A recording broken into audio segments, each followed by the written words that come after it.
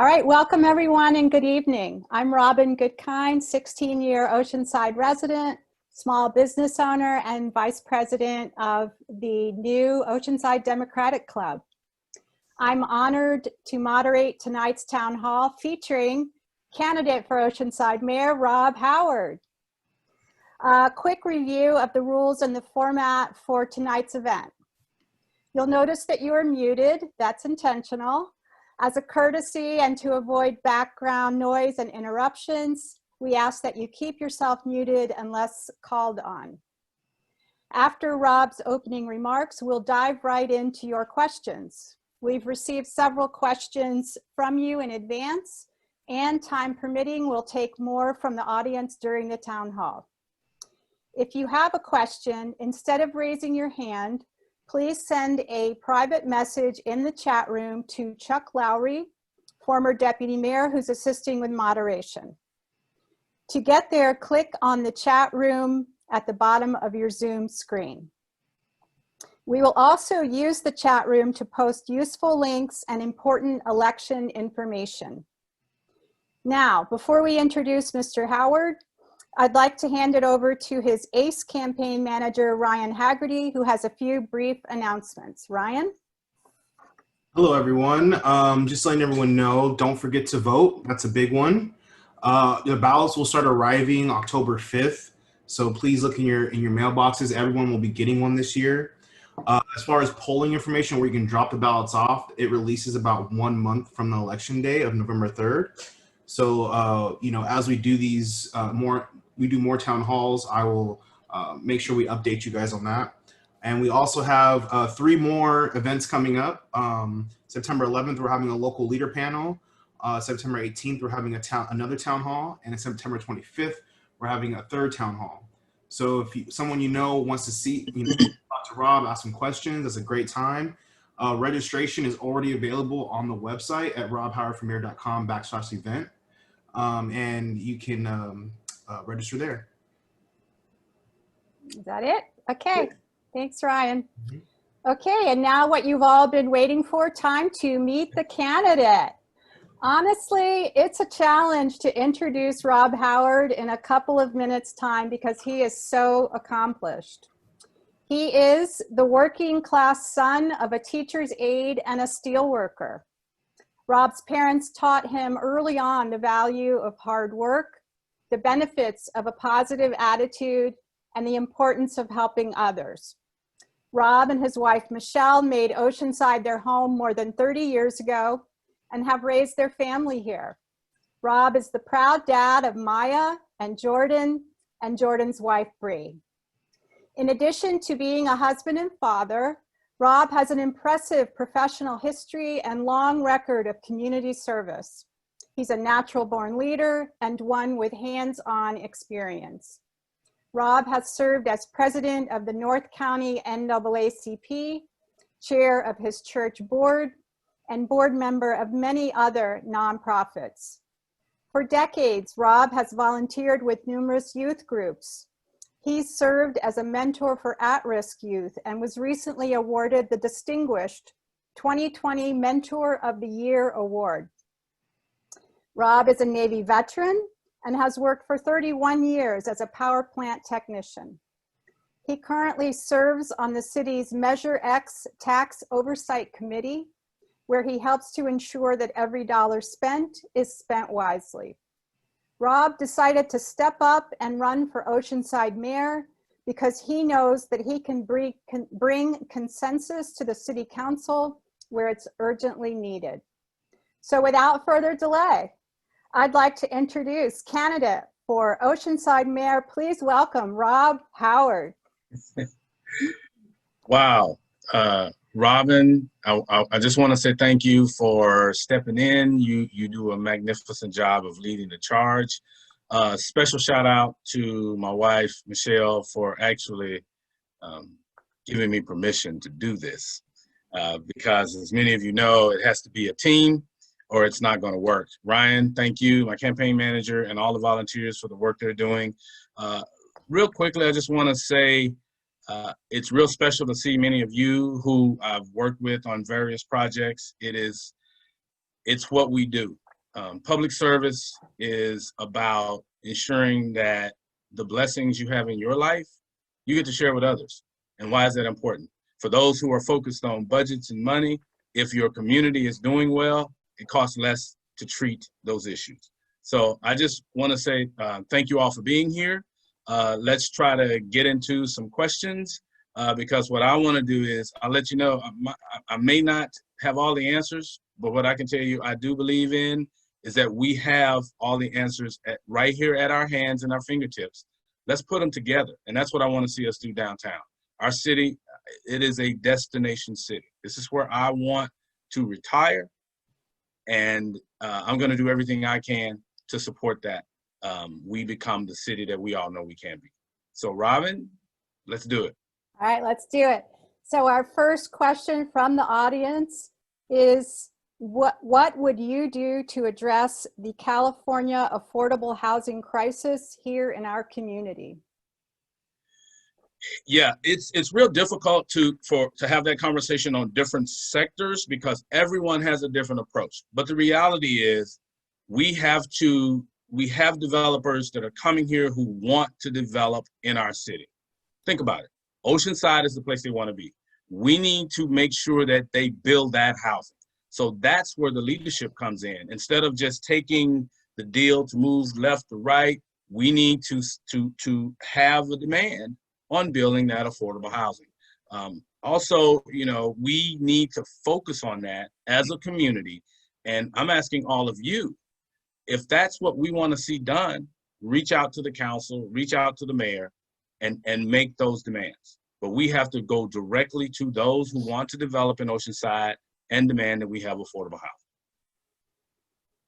Thank you. And as a follow-up to that question, Rob, are you pro-density and transit-based development when it comes to housing? Yes. Here's the thing. If we need to update our, what we call it down at the government land use plan. That's the plan for the city. Imagine if we had higher density, smaller unit housing, middle class workers are now able to get into the market. And if we're along transit corridors, we get people out of their cars. We have a climate crisis. It's real, and our cars are making it worse. So if we're able to be on the transit, using mass transit, then we can lower our carbon emissions. We have more people able to live, and we can move forward with actually having housing that people can afford. Thank you, Rob. Speaking of affordable housing, the next question is about the homeless crisis. So the question is, nothing has been done about homelessness in the past 20 years. If elected to mayor, what will you do to change that? Well, what I think happens with this issue is that we have so many people doing so many different things that we don't have measurable outcomes of the work that's being done. So we have a plan on our website at robhowardformayor.com where we talk about about the homeless work. But we need to focus our resources on those programs and projects that work. Not everyone is successful in every area who is addressing this crisis. Having conversations with numerous people in this area, they will tell you one of the things that came up consistently was they're having issues around the mental health piece of homelessness.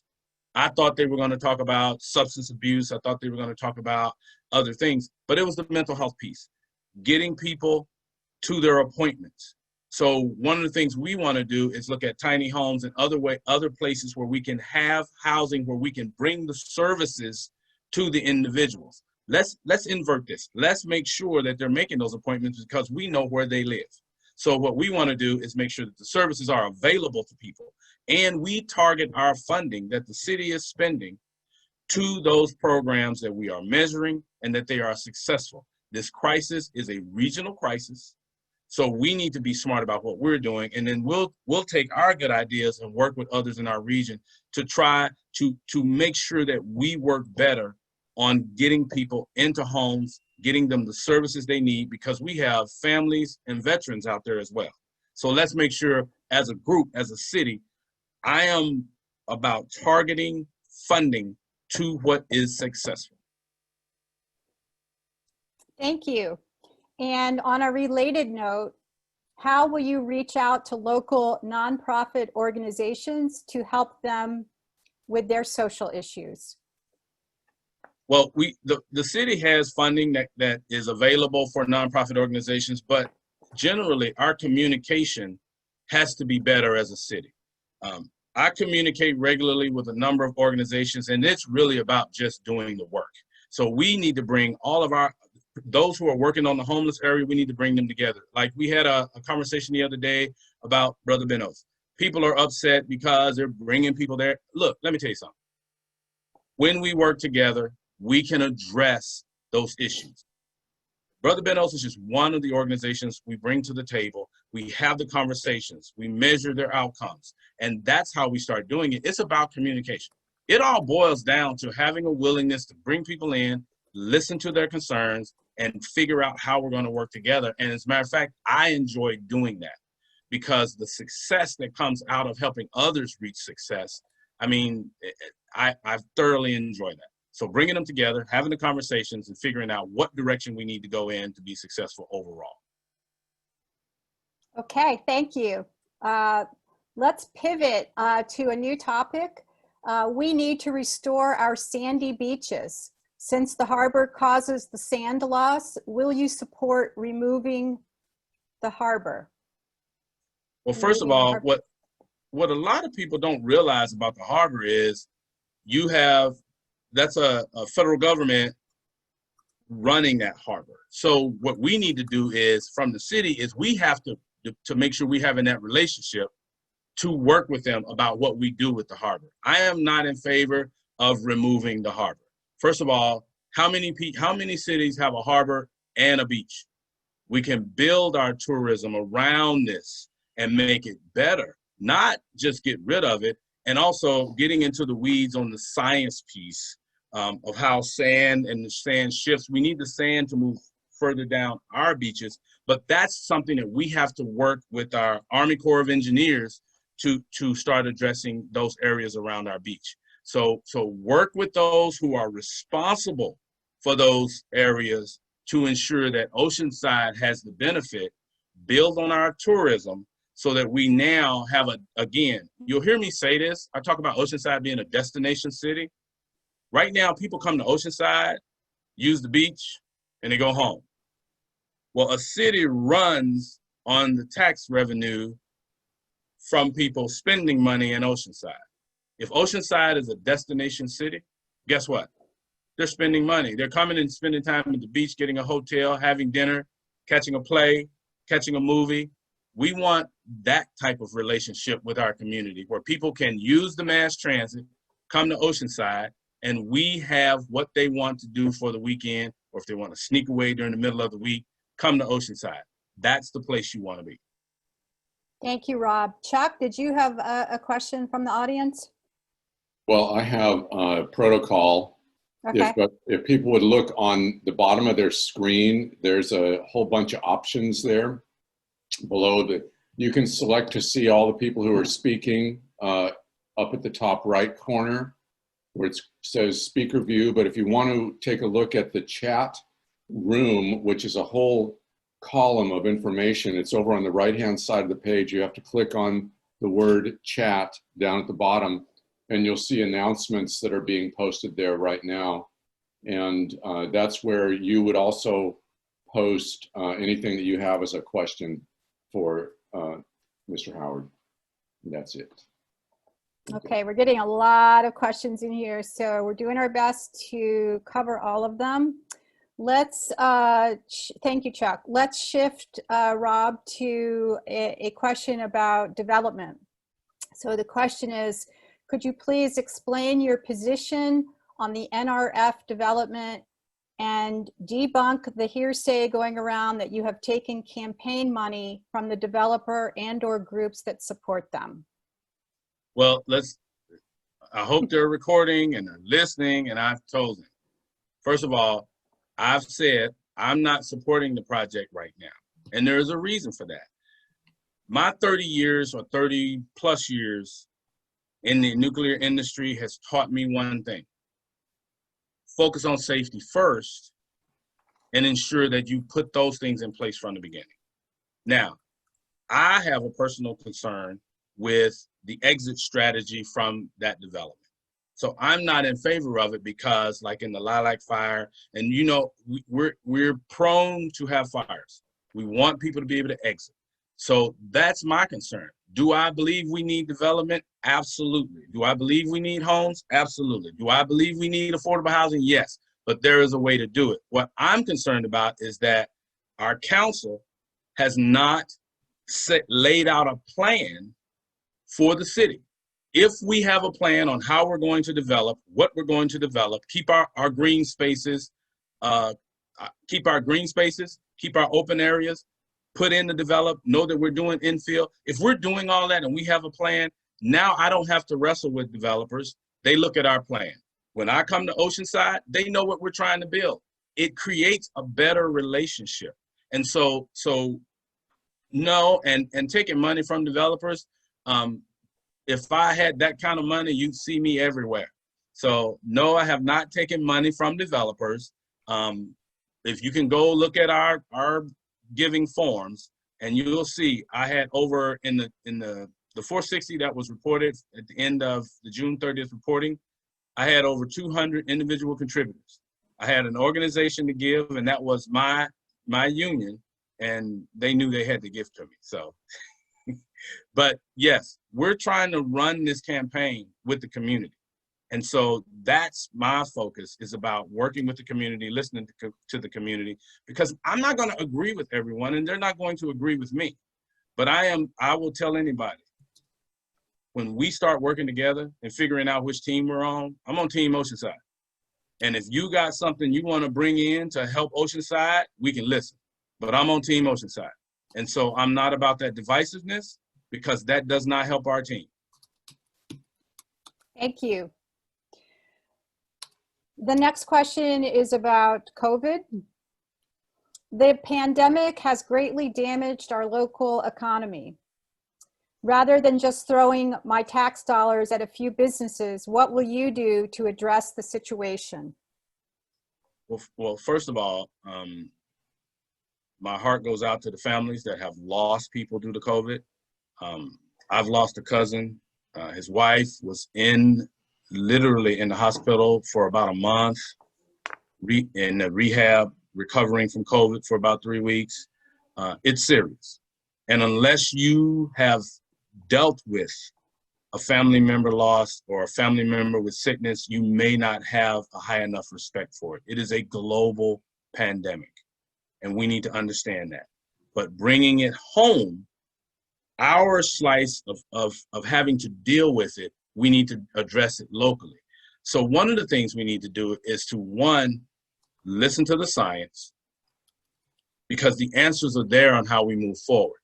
If we spend less time fighting the science and more time working with them to create an environment where we can move forward in appropriate steps, we win.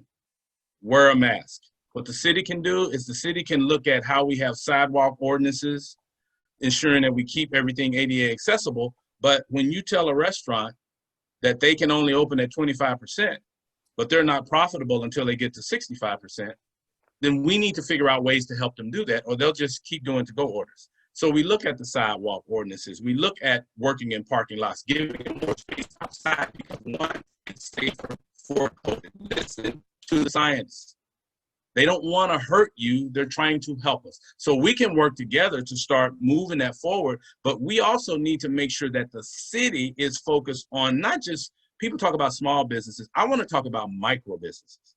I want to talk about businesses with 10 or less, 20 or less employees, the restaurant that we like to go to, or the shop that has 2 or 3 employees. We need to be focused on them as well, because if our micro businesses are successful, then our Little League teams have sponsors.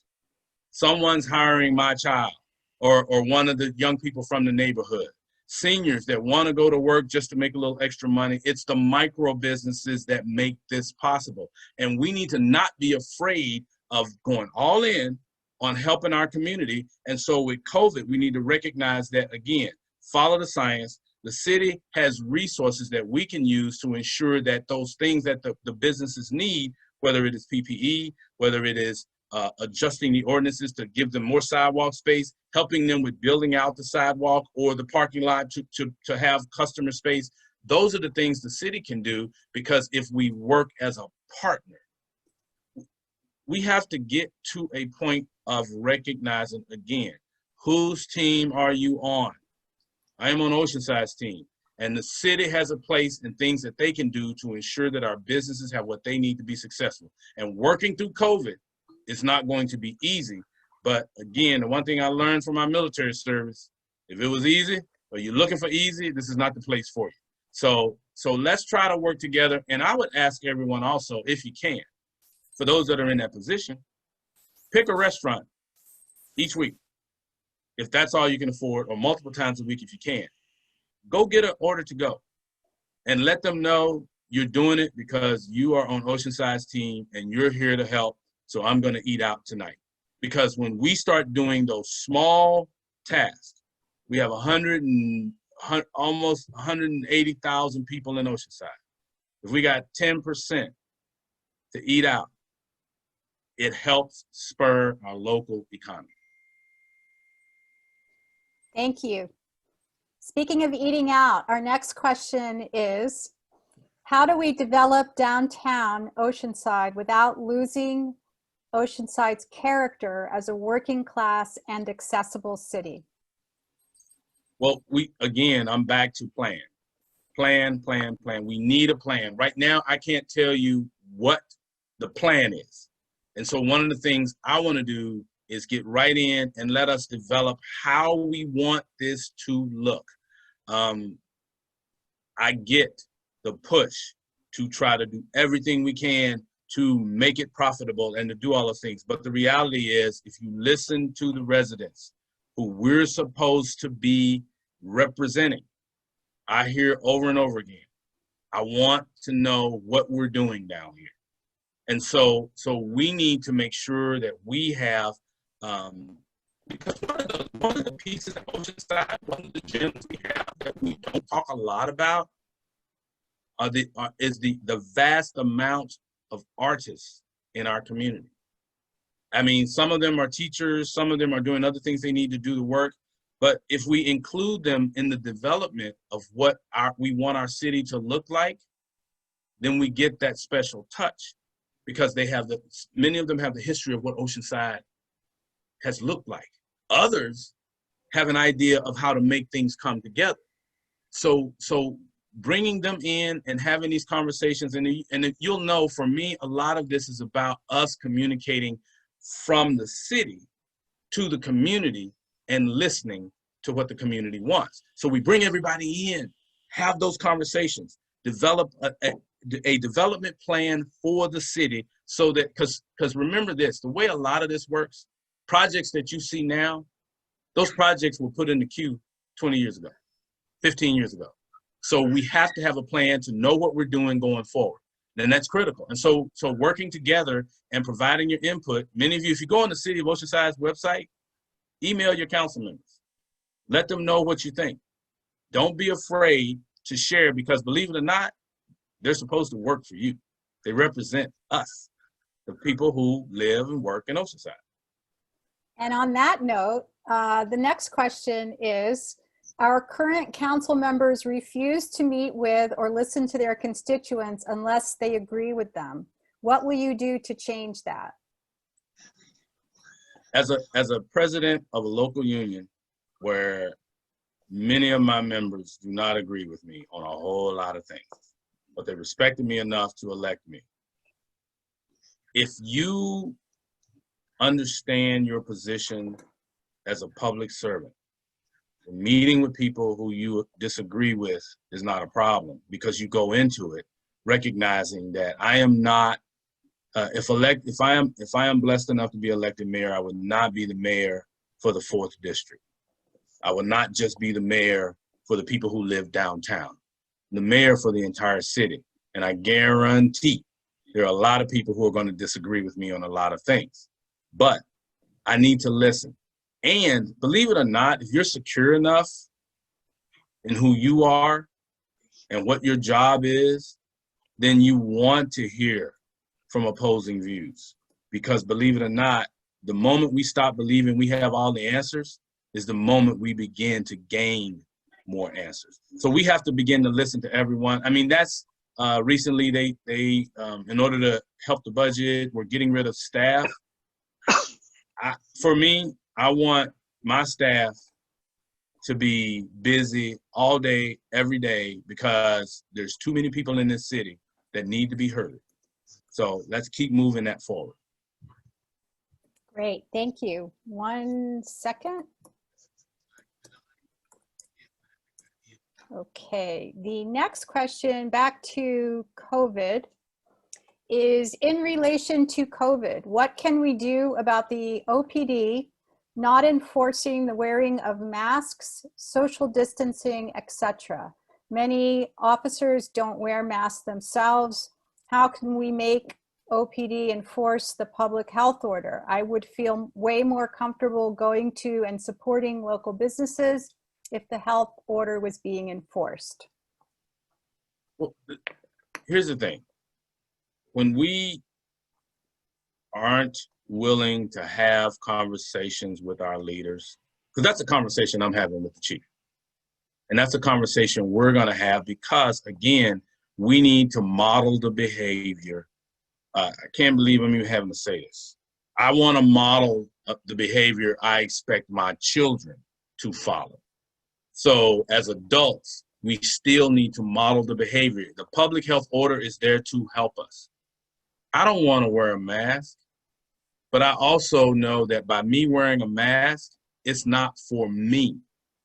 It's if I am asymptomatic, I am not spreading the virus to you. And then you say, okay, well, what's the big deal? I'm young, I'm healthy. Yes, but you might go home and have someone who has a pre-existing condition or a vulnerable immune system. So again, whose team are you on? America has gone through a number of challenges. We get through those challenges not by being divisive, but coming together. And we need to, I just think we need to get back to that. If we are, so to your question, I would literally have a conversation with the chief and be willing to talk to anybody about it. We're doing this because this is how we get out of this. Because the same people who are complaining about not wanting to wear a mask are in a hurry to get out of this. When by not wearing a mask, you make it longer for us to get out of this. So for me, it's a common sense approach. So we need to begin to work together, have the conversations, have those tough conversations in a respectful manner. We can disagree and do it in a respectful manner. So we need to actually start following the science so that we can get out of this. Thank you. And sort of a related question. What specifically would be the 911 changes that you would suggest, and how would that work? On the 911 changes, well, first of all, we should start looking at how do we respond to specific calls and what is the best response to a call. We're asking police to respond to calls that they are just simply not trained to respond to. And so when you are not trained to respond to a specific incident, then it can easily go wrong. We have the ability to contract with or hire, as an example, mental health professionals who can be on call and available to answer calls when it's a mental health issue. And so I just think we just need to be smarter about it and be willing to do the work. The mayor and the council have staff who are magnificent with getting the research and doing the things we ask them to do. But the mayor and the council have to lead. If these are the things we want to see happen, then we make that request. I need the information about X. Let's go find out how many of these calls that we can actually have the appropriate person respond to.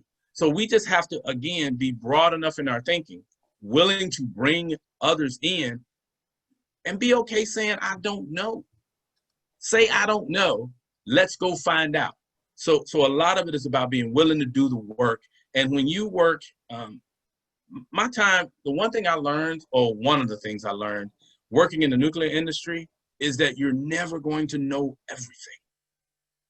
But you should always be trying to learn something. And so be willing, and I want to bring that down to City Hall. I'm willing to come in and work for our city, because I just believe we have a great opportunity, but we have to do the work. And that's why I'm asking everyone, make sure you vote. If you're worried about your mail-in ballot, the Secretary of State, where you can track your ballot. You can literally track your ballot. Go on and just Google, I think it's, where's my ballot? It's on the Secretary of State site where you're able to find out if it got there or not. So let's go all in, because you want to vote early, because we don't know what's going to happen. And people say, well, in California, they kind of know what's going to happen. No, we have a number of candidates running for this race. Every single vote counts. If you need us to help walk you through the process, our volunteers, I or Ryan or any of the volunteers, we're willing to help you. We need to come in and figure out what it is we want to do, and let's get it done. Thank you. Okay, we're going to switch it up here and ask for live questions from our audience. Please use the raise hand feature if you have a question for Rob. And my co-hosts are going to help me identify the raised hands. Any questions? Is there a raised hand feature? The raised hand feature is under the I think it's the participants tab, or just wave your hand and we'll try to catch you that way if you can't find the Karen Brenton raised hand. Okay, Karen, unmute yourself, please. Hey, Rob. Hey, Karen, how you doing? Doing okay. Question for you. I was wondering what you think your military experience brings to your background, and how that'll help you to be a better mayor. Well, part of it was, I will share with people, my going into the military initially was because I needed to make more money to go to school. I couldn't afford school, and it was an option. But what I got out of it was the discipline and really understanding what my dad was always trying to talk to us about, was that work ethic. You know, I didn't like manual labor. And my dad back then would say, look, you got to have a work ethic.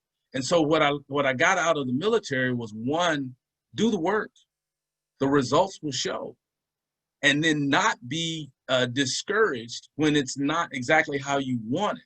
Recognize that, okay, maybe I need to make adjustments. So a lot of it was just a willingness and an understanding that you have to put in the work, and you have to be timely with putting in the work. You can't just say, I'm going to spend 15 minutes on it and expect it to be wonderful. No, I have to dedicate myself to what the craft is. I have to study what it is I'm trying to do. Because remember, I was in the nuclear Navy. So not only was it the military piece, but I had to understand all of the knowledge around the nuclear propulsion plants that we were operating. So it became one of those things to where I learned how to just dig in, grind through it. And from again, growing up with my dad, it was like, you know, you got to have the right attitude about it. Being successful, a lot of it is attitude. So that's what I got out of it. And I want to bring that to the city. Thank you. Thank you, Rob. Our next question is from Vicki Tillman. Vicki, please unmute yourself and ask Rob your question. I'm already on mute. Oh, okay. Hi, Rob. Hi, Vicki. My question is two-part, basically. We have a big problem with rent control in the mobile home park. I don't know if you really know exactly what's going on in these mobile home parks. Well, my question is this. The city collects money monthly from the owner in Oceanside that own a mobile home. I would like to know, if you are elected mayor, what, first of all, they do with that money that they collect from us. And second, how will you help the citizens that are losing their homes to land developers and these big corporate owners stealing their homes from them? What will you do to help the people in the mobile home parks? You guys, not you, the city has been collecting money. I've been living in the mobile home park since 84, and they have been collecting money from 84. But yet, they don't have a position to help the seniors or anybody else that has problems with owners. So I'm just trying to find out what would you do different from everybody else, and what truth, the lie that you would give me, just like everybody else. Well, Vicki, let me just say this. One, I am not an expert on the situations in the mobile homes, but what I do know is this. One, I'm going to ask Ryan to get your info, because what I've been looking at so far is, from my perspective right off the bat, the rent control ordinance in general, because there's so many seniors in these mobile homes, we need to make sure we maintain that, because they're on fixed incomes for the most part. So we need to maintain that. So the other issues you're talking about, we need to figure out where we can dig in, because I think it's important that we call out people who are not treating you appropriately. Now, with regard to the funding, I'm going to do an information request with the city and call and find out, because I don't know where the money moves to, if it's general fund or if there's something specific for it. So again, but I will commit to finding out the flow path of the money from the mobile home residents to the city, and then what happens to it after that. Thank you. Okay, next I see Shelby Jacobs. Shelby, please unmute yourself and ask Rob your question. Yes, can you hear me? Yes. Yes. Yes. Yes, I'm curious as to whether the city of Oceanside has a handle on the postal issues that we've seen that might have an adverse effect on the mail-in ballots. Is there anything we can do to enhance the probability of a smooth operation so that we can get our votes in and have them all count? Well, the one recommendation I would tell everyone, vote early, number one. Because again, I'm not sure federally what's going to happen or if things are going to change, but what I do know is that in California or in the county, we get, I believe it's 17 days after Election Day for the ballots to arrive. So people who are looking for these quick outcomes, election results, recognize that it may take a while.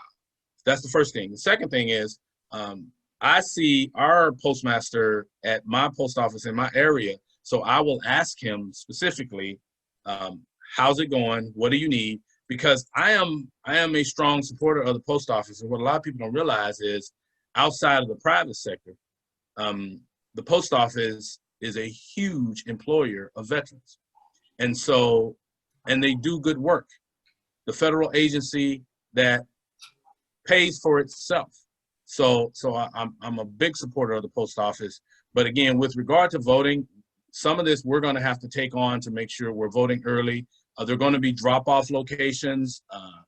As of last week, there was not a set. It was a proposed where they were going to be, the polling locations where they were going to be.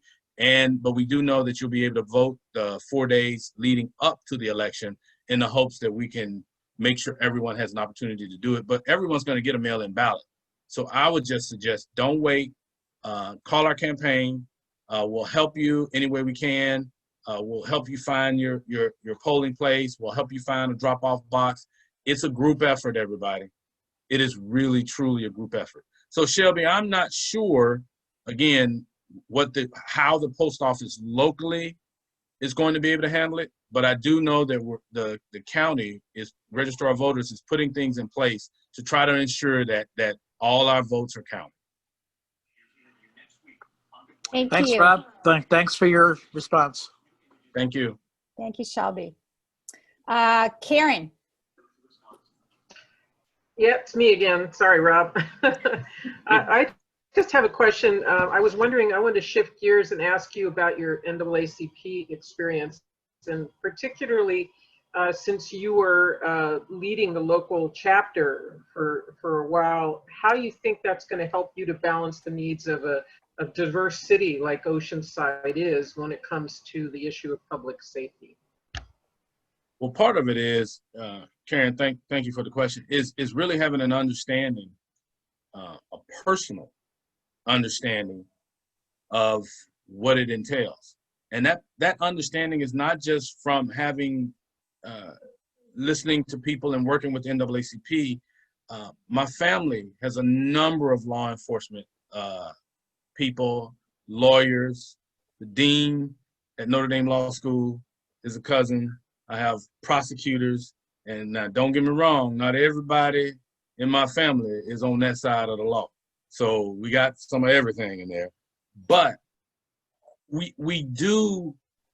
able to look at this from someone who has been in the community. One of the things we did when I was president of NAACP, and I really shy away from saying I did, because we had an incredible group of people that worked with me, but we pushed for community policing. We pushed that we have relationships with those, not just in law enforcement, but even with the fire department. When communities have a relationship with those who are sworn to serve, then you have a better chance of not having those issues. And communities need to understand that's our money. These are our tax dollars. We need to have a say-so, because I don't want to pay you to harm me. That's not how it's going to work. So what I believe part of it was not just the NAACP, but I don't know if many of you have been in Oceanside long enough to remember Concha Green, who at Balderrama Park and at the Chavez Resource Center was in that community and really focused on communities coming together, because there's also this issue of friction between even diverse communities. And Concha was so wonderful about us being able to walk together to City Hall I'm listening. and begin to have the conversations. So we Rob worked. Howard's got open. Okay. You're still unmuted, Shelby. So it's one of those things to where what it did was it allowed me the space to not only grow with my knowledge through the NAACP, but with my knowledge in the Latinx community, with the Samoan community, the Asian Pacific Islander community, and in the white community. Because again, it was one of those things to where we all worked together. It wasn't well, I'm going to do X.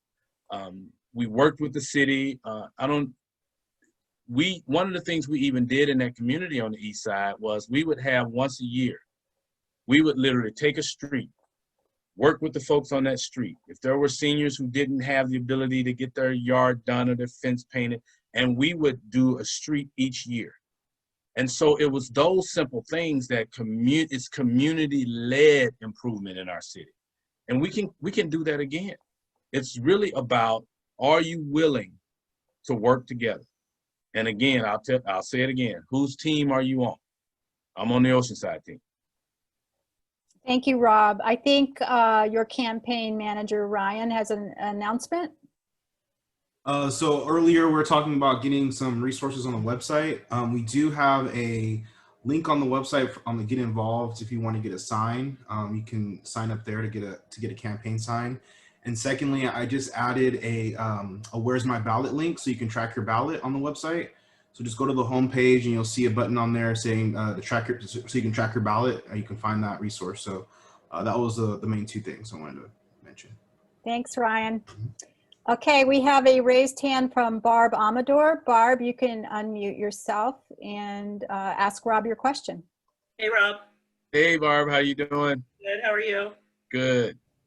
I have a Moms Demand Action question for you. All right. Is, as mayor, would you support the passage of a firearms safe storage ordinance? Yes, and here's why. I grew up in the South. We had plenty of guns. They were everywhere. However, one of the things we also did was we trained our young people on them. We trained those who were going to use them. We kept them locked. And as we've had a lot of seniors in my hometown in Memphis that have dementia, Alzheimer's, or just getting older. And we made a point to manage that by ensuring that we would go through the house, remove all the firearms. Because Karen can tell you a great story about that. Yeah, you don't want to have them there. So yes, and I want to, so I'll support it, but I also want to give a shout out to the work that the local Moms Demand Action group, they're doing by literally working with our youth groups, with the youth from the NAACP Youth Council and some of the other youth in the community. Yeah. But what's special about the work they're doing, and I hope I can articulate this to where you really understand how profound this is. Moms Demand Action has an excellent infrastructure. And so oftentimes when you have a great infrastructure and you're coming in and you're working with young people, adults tend to want to take over. And they didn't do that because that doesn't lead to good leadership amongst young people. They came in and said, look, we are here to support you, because young people are the ones who are driving this push for a safer America. And so they came in and they worked with them, and I call them kids because, you know, anybody under 40, I'm going to probably say kids, so forgive me if that's a problem. But they are working with them in a way that allowed them space to grow. And when you do that, you create leaders and you create relationships. So I want to thank you all for the work you're doing with them, because it's not something everyone sees or talks about, but it makes a huge difference because we are informing people, we are providing the education, and we're providing the support to families that may not get that information. So again, thank you all for the work you're doing. You're very welcome. And just to tell people, it's called Students Demand Action as part of Moms Demand Action. Karen Brennan, who's on this town hall, is the liaison between our moms group and our students group. And if anyone has students above the age of 13, I believe it is, Karen, 13, that want to get involved in gun safety, they can join our Students Demand Action group. Okay, thank you. Thank you. The next question came in for Rob. As mayor, you officially chair the council meetings. How will you guide your council peers into behaving in a respectful manner, at least during the meetings? Well, first of all, the mayor has certain tools that they can use to ensure that we are moving the meetings along and that we're covering the material we need to cover, and we're being respectful. I think, again, I just have a higher expectation, and we need to set the standards. We have a lot of work to do. And if we reduce the bickering, if we create consensus, not saying we have to agree on everything, but if we have an ability to communicate, then I believe we're able to get more done, and we're better representing those who actually elected us, and we're representing those who are in the city. So part of it is just, you know, we just have to set a standard, and we have to work towards ensuring that the environment is better. Because one of the things is I want to see more people in the city come down, or at least now get on Zoom and not feel like, oh my God, this is time I can't get back in my life because it was so bad for them. You want that experience to be positive. Is it going to be dry? Probably. Can it be boring? Absolutely. But it should not be adversarial to the point to where people who are paying taxes and looking for you to lead don't want to watch. So true. Thank you, Rob. Okay, our next question. Oceanside is home to the North County LGBTQ Resource Center. What can you do to welcome members of our diverse community? when people talk about that, I mean, I just want to, I had a class about 20 years ago, and it was on tolerance. And they said we should be tolerant. We should be tolerant. But in the class, one of the things we talked about, they asked the question, have you ever been in an environment where you were tolerated? And I kind of leaned back, and they asked, how did that feel? So it is beyond, I think we have to go beyond that. The LGBTQ Center and every other group in this city should feel welcome. Because again, being a part of our community is what you are, and we should treat you that way. And so we should look at ways to empower our community, not make them feel bad because of, I don't think this is right or I don't think that is right. That's not our job. Our job is to represent our community and to be the representative for our community in a manner that people feel welcome in our city. One of the things that I've worked on in the past was gaining resources for some young people who, because of their sexual orientation, were homeless. And to me, it hurts me because these are our children. And none of us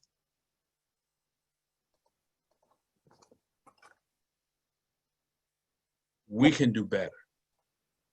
We can do better. And caring for our fellow residents and citizens and making them feel welcome, because you have no idea what that person is able to bring. And when you shut them down, you miss that opportunity to bring something great to our community. And when we, as a city, if I am blessed enough to be elected mayor, our city, I will push that we are welcoming to everyone in this city, because that's when we grow and get better as a city. The divisiveness has to stop. The vilification has to stop. And that's what I want to bring to the city. Thank you, Rob. We have a raised hand from Michelle. Michelle, you can go ahead and unmute and ask Rob your question. Michelle Krug. You there, Michelle? Ask to unmute. Michelle Krug? Yeah, can you hear me now? There you are. Yep, go ahead. There she is. Yep. This Zoom thing is still new to me, sorry. No worries. So my question is related. You mentioned the census. Can you talk about how that affects Oceanside and how that affects our region and what your participation has been? Thanks. Thank you, Michelle. That we have about 3 weeks, everybody, to ensure that everyone is counted in the census. Why is it important? It's almost $2,000 per person per year for 10 years for everyone that is counted. That's whether you're documented, whether you're not. That the Constitution requires us to count every person. And so one of the things that we actually have been doing with Count Me 2020 is, because of COVID, it's a little more difficult to bring awareness because you can't go door to door, but we literally got a caravan together. I want a big shout out to the Oceanside Unified School District board members that showed up. The North County African American Women's Association showed up big. We literally got a caravan, got balloons, decorated cars, had signs, and we drove through those communities, honking horns and signs to talk about the census. When we go through and we targeted a low census tract count, that information is available for you. So you want to target to bring awareness, and then people are able to come back through. And because now we've increased the awareness, then you start getting people counted. Excuse me. It's critical that we count everyone, because those communities who are in most need of the services are the ones that have the lowest count. And it's up to us. I mean, I did mine. I went on, took all of 5 minutes, and I was slow. So, but it's not just about me.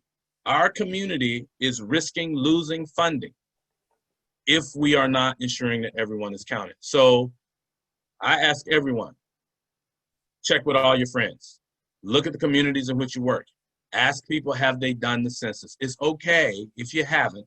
Let's just get it done. If you can do it online, that's fine. If you need the paperwork, it's available. But that census and then working with other communities, the information is available. You know, you can go, they go online.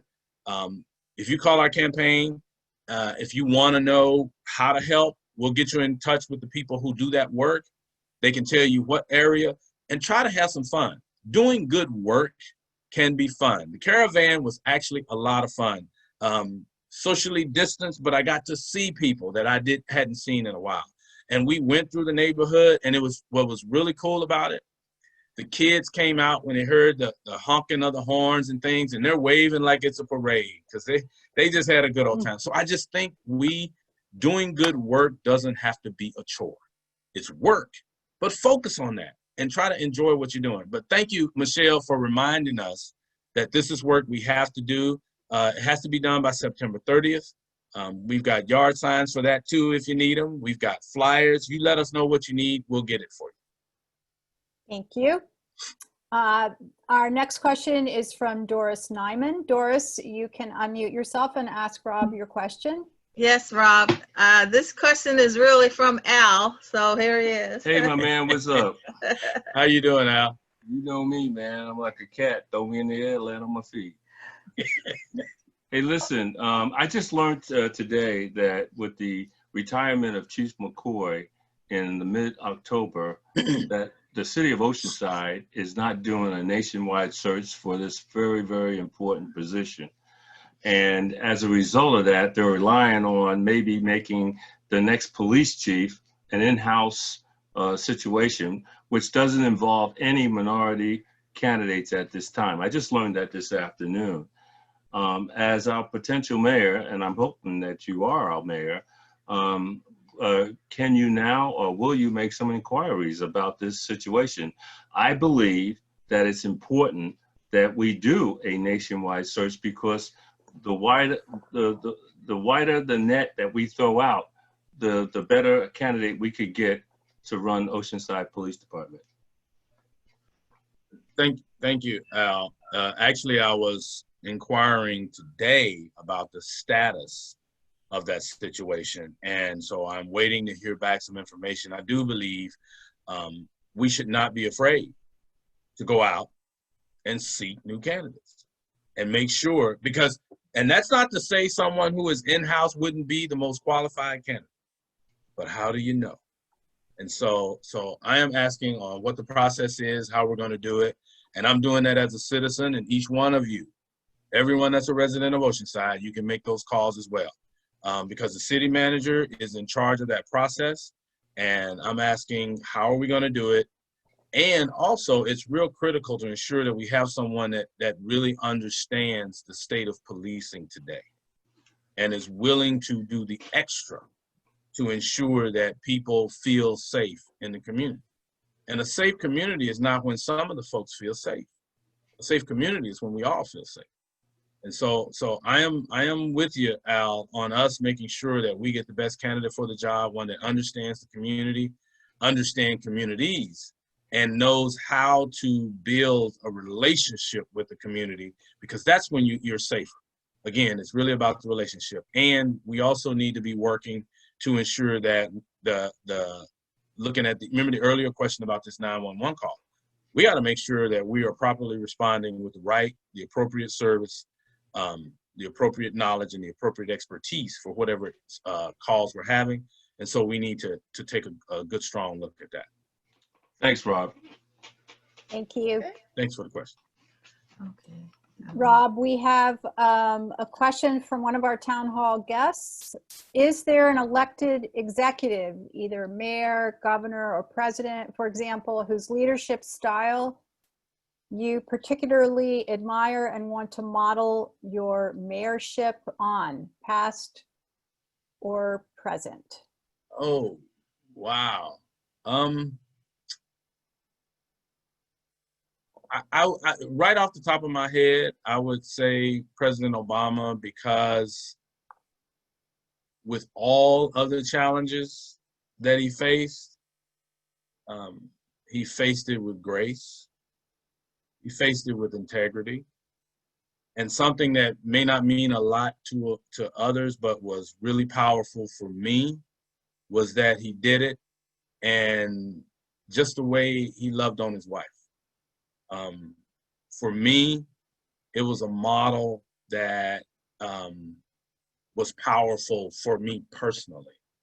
And I was hoping when we're working with young people and they're talking about relationships, you can say, hey, look, this is how, and they were a team. I have to give a big shout out to my wife, because my wife's tougher than me. She lets me know when things aren't the way, they're not at their best. We can do this better. How about this? So I just think his style of not being afraid to surround himself with people that were smarter than him. Because for me, that's huge. You have to be secure enough to recognize you don't know everything, and be okay with people who do. Give them the space to be the best they can be, because that's what makes you better. During my time with the NAACP, the part I enjoyed the most was the recruiting of good people, because that meant we were, as an organization, we're going to be better. And so he was one. I'd have to think about some others, because that's a really tough question. My dad, I liked his leadership. My dad was a bivocational pastor and a steel worker, and he worked in some of the poorest communities in Memphis and in Arkansas. And just the dignity and respect he had for people, and a willingness to be a consensus builder, even in the church, where typically it was one leader. But he was open to hearing other people's thoughts and ideas. And so those are just two that I think about off the top of my head, and I may have to get back to you on some more, because that's a really good question. Thank you. It's a good one. Okay, thank you, Rob. We have time for 2 or 3 more questions. And I've got one here that was submitted. If elected, you will be our representative on SANDAG, the San Diego Association of Governments. They spent $900 million of our $900 million of our tax dollars last year. Do you think we should build a robust transportation system that meets the needs of seniors, employees, students, rich and poor alike? Absolutely. Looking at some of the SANDAG proposals, like one of the things that is on the table right now is what they call the 5 big moves. And it really focuses on transportation, housing, and how we actually move into the 21st century. In Oceanside, we have a truly great opportunity, because imagine if we were more robust with our mass transit. People want to come downtown, but we shouldn't have them all out here with cars. There's someone that many of you know, they've been talking a lot about our climate and our climate action, and that's Mike Bullock, who has been ready, willing, and able to help people understand. And Mike's a true engineer. So Mike's talking about some of the ideas we can put together, but we have to be all in on changing our approach to our climate action. And that's what SANDAG is doing. Now, we need to, one, be on SANDAG, but also having the conversations with the other North County cities, so that we can look at how we deal with transportation and how we deal with housing. If we're building housing around transportation corridors and transportation stops with mixed use, and where you've got retail and stores and other things, one, we're getting people out of their cars. We get them out of their cars. Another thing we need to be looking at also with our transportation is the fact that if we're really building up our tourism in our community, yet there's not a connection between the Metrolink and the coaster and our other bus lines. So, and when I say that, if you're trying to go to LA, you get off one train in Oceanside, the schedules don't line up. So that's one area where, again, Sandag and the representatives of Sandag, when we start talking about mass transportation, we need to be working together. Another piece on this is we have to start thinking about the people who are going to be working, which we need to support using public transportation. And we can't do that if we have people working at our hotels and getting off at 11 o'clock at night because they work the swing shift and they have to wait an hour for the bus. We have to keep these things in mind. And when seniors are looking at, I just need to go to the store. Why should this take 2 hours? So we need to rethink our model, because we can have an EV response time for transportation. There's a lot of ideas around that, and being engaged with Sandag is how we say, look, in North County, this is what we're going to do. And so we have to be a strong advocate for our city and our region, because there's some challenges about how the voting works and stuff like that, but we can make a difference by really engaging it and creating partnerships with the other North County cities. It has to be a group effort in order for us to have the strength and power to make those changes for North County. As you probably know, when you start talking about climate action and transportation, I'll be here for a while, because I'm really into that, because I believe it's something we have to take and deal with today. All right. So we're going to make this our last question, and it's a question from one of our town hall guests. Would you please ask, I would like to understand more about your campaign. What does your path to election look like, and how will you win? Well, first, I won't give all the secrets, but I'll tell you how you can help us build it out. What we're doing now is, because of COVID, we had to rethink the model. You know, winning elections, there's a model and how you do it and all of that. But right now, what we're really doing is doing outreach. Where you can help us is, you know, volunteering for a phone bank, or volunteering to drop literature, because again, we have to do it in a safe manner. We have to make sure we keep people safe and we're not putting anyone at risk. And so those two components are critical, because we need to talk to people. We want to hear their thoughts about Oceanside. We want to know what they think we need to do in Oceanside. So I would say one of the things I will tell you is that I've been in this community for over 30 years. I've worked with labor, I've worked with community, I've worked with corporations. Those relationships are critical to winning this race, because they're able to help us get the word out. Oceanside is a working class city. People can say what they want about beach towns and other stuff. Oceanside is a working class city. Over 70% of the people who work in Oceanside commute. So they're going to work and coming home. So we need to be thinking about how we expect Oceanside to be in the future. So we're doing the outreach. We're talking to voters. We're going to have multiple town halls. We're going to be doing more phone banking. I am meeting anyone that wants to meet. We're going to start something else we're going to be doing is we'll pop up in an area with a speaker, because I want to get all over the city, because one of the things we have to do is people need to get used to seeing their elected officials. So that's what we're doing. And lastly, if you're able, donate. Oceanside has no campaign contribution limits, so some folks have an advantage over others based on where their connections are. And if you want to see real working class folks doing the good job, doing the good work, then go to robhowardformayor.com, and whatever you give is appreciated, because we're going to put it right in the campaign, because we believe in what we're doing. And I believe in Oceanside. And like I tell everyone, you know, I'm on Oceanside's team, and we're trying to make sure Oceanside wins. And we're in this so that Oceanside can win. So I just want to thank everyone for sitting here listening to me go on for this length of time. But I want to make sure I can answer your questions.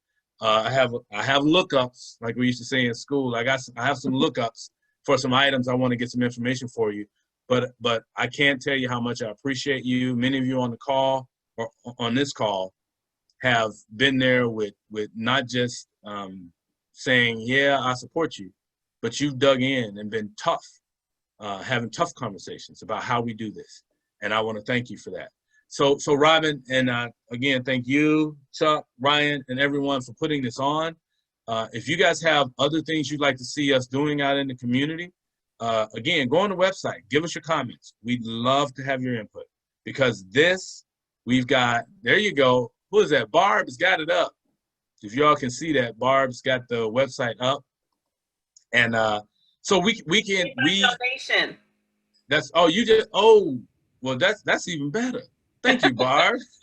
But no, it makes a difference when we're all in this together, because we believe we can do it. We have a number of organizations and endorsements. I didn't even get a chance to go over that list, but it's been going wonderfully. Just 2 days ago, the San Diego La Raza Lawyers Association endorsed us, and the day before that, the Earl B. Gilliam Bar Association endorsed us. Robyn's she's probably the engine for the Oceanside Democratic Club, and I was endorsed by that Democratic Club. Karen's here as a member of the San Diego Veterans Democratic Club, and we've been endorsed by them. And one that is really important to me are the North County Young Democrats. So when young people and veterans and people in your community support you, then I think we're on the right track. So I hope that you all will get on the train with us, and let's take this thing to victory, but we're gonna need your help. So phone banking, walking precincts, and donating. That's the winning formula. So again, I want to say thank you. I really do appreciate it. And let's go get this one for Oceanside. Thank you, Rob. Very well done. Thank you so much. Thank you.